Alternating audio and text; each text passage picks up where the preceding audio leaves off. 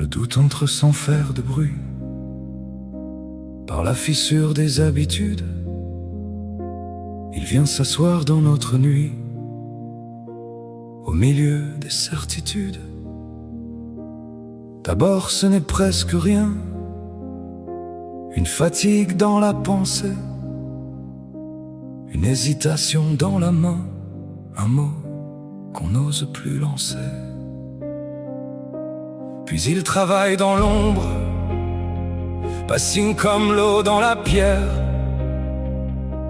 Il ouvre en silence les chambres où l'on cachait ce qu'on préfère taire. Le doute entre sans faire de bruit, il défait ce qu'on croyait sûr, comme une eau lente dans la nuit, qui trouve toujours une fissure. Ni lumière, ni vrai secours, ni réponse pour nous conduire. Juste un fil tendu dans le jour pour avancer sans trop mentir. Nous pensions tenir quelque chose, mais nos mains serrées du sommeil, des phrases fermées comme des roses qu'on garde mortes par orgueil. Nous appelions seul à croire, c'était souvent fermer les yeux, repeindre le ciel chaque soir pour ne pas voir tomber les dieux. Le doute a tiré sur les coutures, des mots trop certains d'eux-mêmes, et sous le tissu des armures, il a montré nos stratagèmes. Sans faire de bruit, il défait ce qu'on croyait sûr, comme une eau lente dans la nuit, qui trouve toujours une fissure. Ni lumière, ni vrai secours, ni réponse pour nous conduire. Juste un fil tendu dans le jour pour avancer sans trop mentir.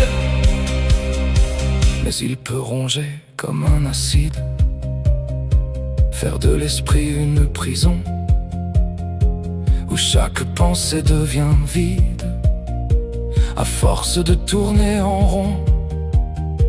Il sait prendre un visage grave, parler le langage du vrai, alors qu'il ne creuse qu'une cave, où tout finit par se dissoudre en secret. Il sait être lâché, stérile, faire du vertige une vertu, changer la peur en évangile, jusqu'à ne plus savoir qu'on chute. Mais parfois, rarement, il devient clair. Alors il coupe doucement les liens qu'on prenait pour des nerfs. Il enlève une à une les voix qu'on portait pour se taire.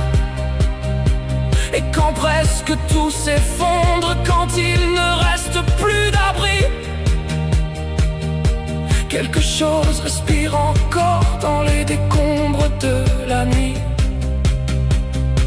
On perd des idées, des raisons, des vérités qui rassuraient. On perd jusqu'aux vieilles maisons où nos certitudes dormaient. Pourtant quelque chose tient, pas une réponse éclatante, pas la promesse d'un lendemain, pas une lumière triomphante. Seulement une façon plus nue de rester là sans se trahir, les yeux ouverts sur l'inconnu, sans s'inventer d'autres avenirs.